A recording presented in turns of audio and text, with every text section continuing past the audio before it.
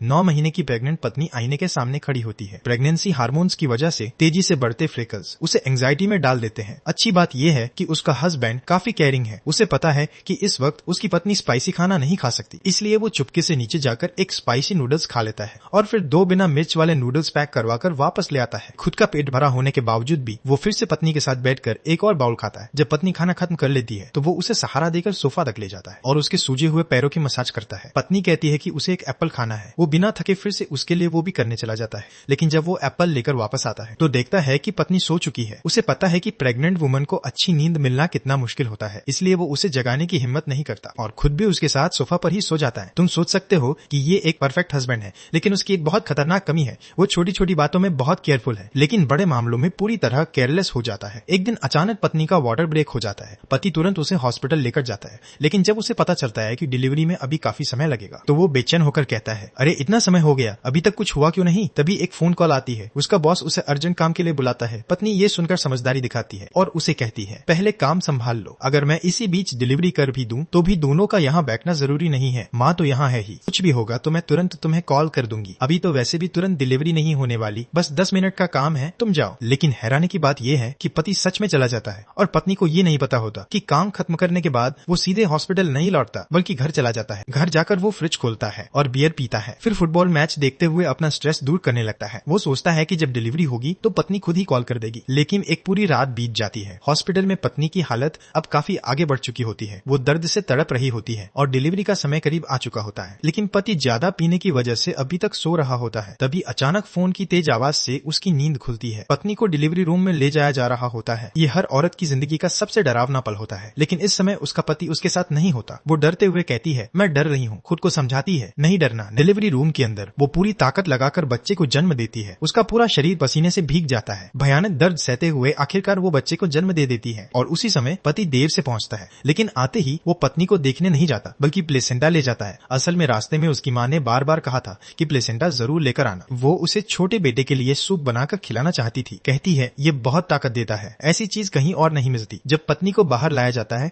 तो बाहर कोई भी मौजूद नहीं होता। नर्सेस मजबूरी में उसे रूम में ले जाती है और कहती हैं, ये कैसा हस्बैंड है? पत्नी अभी अभी डिलीवरी करके आई है और वो गायब है, शायद प्लेसेंटा देने गया होगा। जल्दी ही पत्नी को वार्ड में शिफ्ट कर दिया जाता है। उसके फ्रेंड्स भी आ जाते हैं। एक फ्रेंड ने पूछा, शियाओलू कहाँ है? लेकिन पति अभी भी नहीं आता। असल में प्लेसेंटा देने के बाद वो डिलीवरी रूम के बाहर वापस आ जाता है और उसे पता ही नहीं चलता कि पत्नी पहले ही बाहर आ चुकी है। आखिरकार दोस्त के कॉल करने पर उसे पता चलता है कि पत्नी रूम में है। बच्चे के जन्म के बाद पति सबसे आखिरी में पहुंचता है। ये वाकई बहुत आयरनिक है और रूम में आते ही उसका पहला डायलॉग होता है, ये कमरे में कैसी स्मेल है? पत्नी ये सुनकर तुरंत गुस्से में आ जाती है और उसे बाहर जाने को कहती है। वो बार बार कहती है, बाहर जाओ। असल में डिलीवरी के बाद बॉडी कंट्रोल नहीं रहता और कभी कभी टॉयलेट कंट्रोल भी नहीं रहता, लेकिन पति को अभी तक समझ नहीं आता। आखिर में ससुर के समझाने पर वो फिर से अंदर आता है, लेकिन जैसे ही पत्नी उसे देखती है वो टूट जाती है और कहती है, प्लीज बाहर जाओ। लेकिन मजबूरी में उसे पति से ही साफ करवाना पड़ता है। इस दौरान पति के चेहरे पर घिन साफ दिखती है, जिससे पत्नी को बहुत शर्म महसूस होती है और बाहर जाकर वो बार बार हाथ धोता रहता है। उसकी नफरत साफ दिखाई देती है, लेकिन वो ये भूल जाता है कि उसे सबसे कम हक है ऐसा महसूस करने का। इसके बाद उसकी माँ और छोटा भाई भी आ जाते हैं। सब लोग बच्चे के आसपास ही घूमते रहते हैं। माँ बच्चे को गोद में लेकर बहुत खुश होती है, लेकिन कोई भी ये नहीं देखता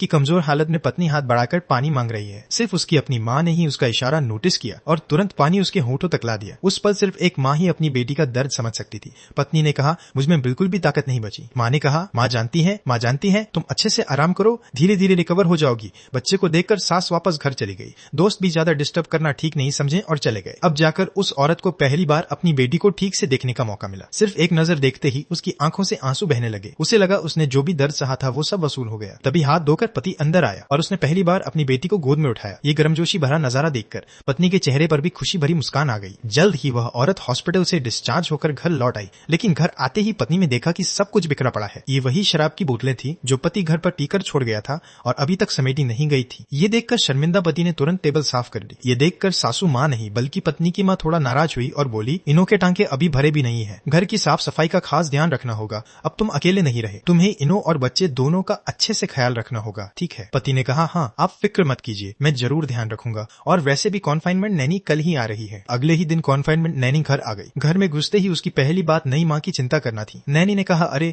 तुम दरवाजे पर मत खड़ी रहो, हवा बहुत तेज है। दूसरी बात, उसने बच्चे के बारे में पूछी। नैनी ने कहा, बच्चा कहाँ है? पत्नी ने कहा, अंदर है, लगातार रो रही है, मुझे समझ नहीं आ रहा, कुछ भी काम नहीं कर रहा। कहा। नैनी ने कहा, बच्चे का रोना नॉर्मल है, तुम परेशान मत हो, अब मैं आ गई हूँ, तुम टेंशन मत लो। फिर उसने उसी औरत के सामने पूरा डिसइंफेक्ट किया। उसके बाद ही वह अंदर जाकर बच्चे को देखने गई। बहुत जल्दी उसने बच्चे के रोने की वजह ढूंढ ली। नैनी ने कहा, उसकी नेवल के पास थोड़ा डिस्चार्ज जमा हो गया है। नैनी ने कॉटन बड से बच्चे का वह डिस्चार्ज साफ किया। जो बच्चा लगातार रो रहा था वह सच में शांत हो गया। नैनी ने कहा, बस इस जगह को साफ और ड्राई रखना है तो बच्चे को बहुत आराम रहेगा। देखो अब कितना बेटर है ना। घर में आए अभी 5 मिनट भी नहीं हुए थे और नैनी ने अपनी प्रोफेशनल स्किल दिखा दी। तब जाकर पत्नी को सुकून मिला। नैनी ने कहा, अब मैं आ गई हूँ, तुम निश्चिंत रहो, मैं तुम्हारा और बेबी का अच्छे से ख्याल रखूंगी। पत्नी ने कहा, ठीक है दीदी, आपको बहुत तकलीफ होगी। नैनी ने कहा, अरे इसमें तकलीफ कैसी। और इस तरह वो नैनी घर में रहने लगी। उसने सिर्फ पत्नी और बच्चे का ही नहीं बल्कि दोनों का बहुत अच्छे से ख्याल रखा। यहाँ तक कि पति जब रात में घर लौटता तो उसे भी गर्म खाना मिल जाता। आधी रात जब बच्चा रोता, नैनी बहुत हल्के हाथों से उसे गोद में उठाकर कमरे में लाती। फिर सोई हुई नई माँ को धीरे से जगाकर बच्चे को दूध पिलाने के लिए कहती। नैनी ने कहा, दूध पिलाने का समय हो गया है, आओ जल्दी से पिला दो। दूध पिलाते वक्त पत्नी को प्यास लगी और उसे पानी चाहिए था। उसने अपने गहरी नींद में सोए पति को हिलाया, लेकिन पति इतनी गहरी नींद में था कि उठा ही नहीं।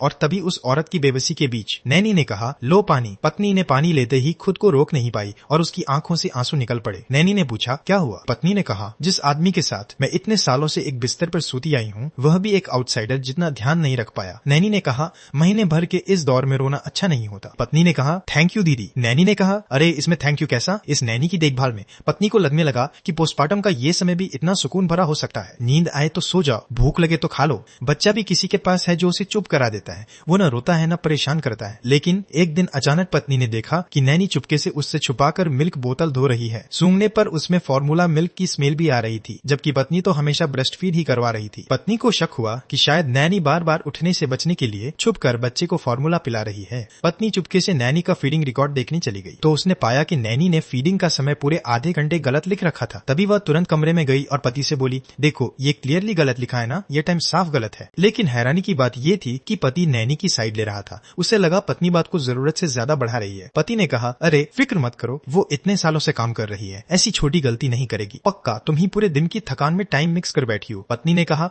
तो तुम्हारा मतलब मैं ओवर रिएक्ट कर रही हूँ। नहीं, लेकिन उसने लिखा गलत है ना, तो फिर ये हिसाब ठीक कैसे है। पति ने कहा, जो भी बात है कल बात कर लेंगे, कल मैं खुद तुम्हारे साथ मिलकर उससे बात करूंगा, ठीक है। अभी भी पोस्टमार्टम रिकवरी में हो, तुम्हें बार बार गुस्सा नहीं करना चाहिए। पति तो बस सोने में लगा रहा, लेकिन पत्नी गुस्से और बेचैनी में पूरी रात करवटें बदलती रही। अगले दिन वो इसी बात पर नैनी से बात करने ही वाली थी कि तभी अचानक बच्चे के साथ कुछ गड़बड़ दिखी। पत्नी ने कहा, अरे जरा देखो, इसका चेहरा बहुत ज्यादा पीला नहीं लग रहा, कल से इसका रंग बिल्कुल अलग लग रहा है। नैनी ने कहा, कुछ नहीं होगा, कुछ बच्चों का जॉन्डिस जल्दी उतरता है, कुछ का धीरे। जब तक बच्चे की एक्टिविटी ठीक है, अच्छे से खा रहा है और सो रहा है, तब तक चिंता की बात नहीं। पत्नी ने कहा, लेकिन देखो तो सही, यह इतना सुस्त है, इसमें कहाँ एनर्जी दिख रही है। पत्नी को बिल्कुल चैन नहीं पड़ा। उसने तुरंत पति को फोन किया, वापस आओ, बच्चे को हॉस्पिटल ले चलो। पति और नैनी दोनों को लगा कि शायद कुछ भी सीरियस नहीं है, हॉस्पिटल जाना बस दिल को तसल्ली देने जैसा होगा। लेकिन हॉस्पिटल में जांच के बाद पता चला कि जॉन्डिस लेवल बहुत ज्यादा था, वो 38 से भी ऊपर पहुंच चुका था और तुरंत ब्लू लाइट ट्रीटमेंट शुरू करना जरूरी था। अब जो नई माँ पहले से ही परेशान थी वो और भी ज्यादा बेचैन हो गई और उसे सबसे ज्यादा तोड़ देने वाली बात ये थी कि पति अकेला ही वापस घर आ गया। बच्चे और कॉन्फाइनमेंट नैनी दोनों को हॉस्पिटल में ही छोड़ आया। उसी समय कॉरिडोर में खड़ी नैनी ने अनजाने में नर्सेस को ये कहते सुन लिया, अपनी जिम्मेदारी से बचने के लिए। नैनी ने पति से कहा, बच्चे को ब्रेस्ट मिल्क जॉन्डिस हुआ है, यानी माँ के दूध में मौजूद एक एंजाइम के कारण ऐसा हुआ है। अब इस बच्चे को फॉर्मूला दूध पिलाना चाहिए। नैनी ने कहा,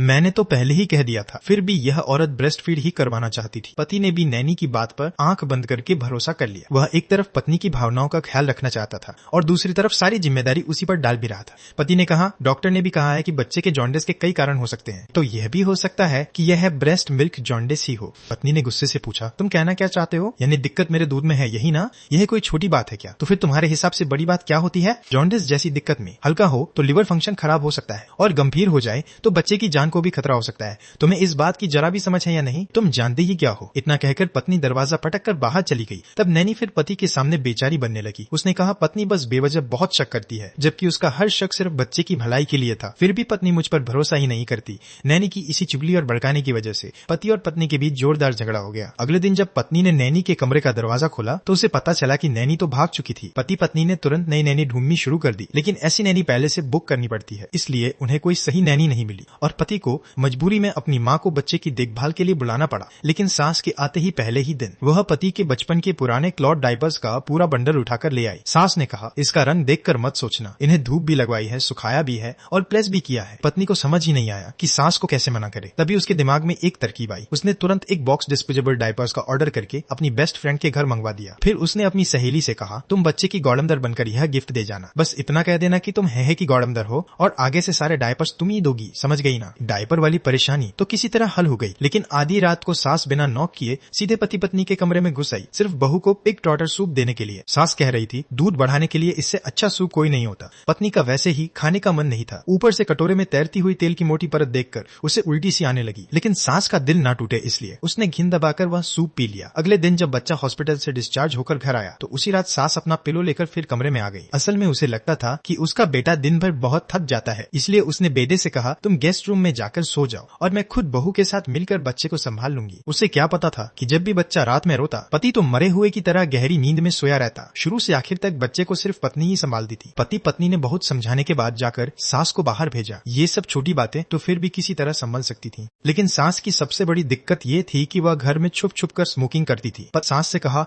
माँ, घर के अंदर सच में सिगरेट नहीं पी जा सकती, चाहे मेरे बारे में मत सोचो, कम से कम बच्चे के बारे में तो सोच लो, प्लीज सिगरेट मत पिया करो। सास ने जवाब दिया, मुझे तो बस 2 कश लेने थे तो कहाँ जाऊँ। पति कहता है, सीढ़ियों वाले पैसेज में जाकर पी लिया करो। ऐसा कई बार होने लगा तो पत्नी ने आखिरकार बात साफ साफ कह दी। उसने यह बात पति को बताई। उम्मीद थी कि वह इस प्रॉब्लम को हल करेगा, लेकिन हैरानी की बात यह रही कि पति दोनों तरफ सेफ खेलता रहा। वह किसी को भी नाराज नहीं करना चाहता था। नतीजा यह हुआ कि प्रॉब्लम हल ही नहीं हुई। उल्टा पत्नी और सास के बीच की खटास और बढ़ गई। लेकिन औरतें भी अजीब होती हैं, दिल में कितना भी बुरा लगे अक्सर खुलकर बोलती नहीं है, इसलिए दोनों अपने अपने मन का गुस्सा दबाकर बैठ गई और रोजमर्रा की तकरारें बढ़ती ही चली गई। कभी बहू कहती कि सास ने बच्चे को बहुत ज्यादा कपड़े पहना दिए, तो अगले दिन सास कहती बहू जरूरत से ज्यादा नखरे करती है, यहाँ तक कि कपड़े भी अलग अलग धोती है। पति जैसे तैसे घर वापस आता तो दोनों उसे पकड़कर अपनी अपनी शिकायतें सुनाने लगती और वो बस दोनों तरफ समझाने की कोशिश करता, लेकिन समझाते समझाते भी कोई मसला हल नहीं हुआ। उल्टा वो खुद भी मेंटली और फिजिकली थकता गया। फिर एक दिन सास अपनी पोती को घुमाने बाहर ले गई, लेकिन जैसे ही वो महजों खेलने वाली जगह के पास पहुंची, उसके कदम रुक गए। वहीं पास बैठे एक बूढ़े आदमी ने उसे सिगरेट थमा दी। सास पहले तो पोती की वजह से हिचक रही थी और पीना नहीं चाहती थी,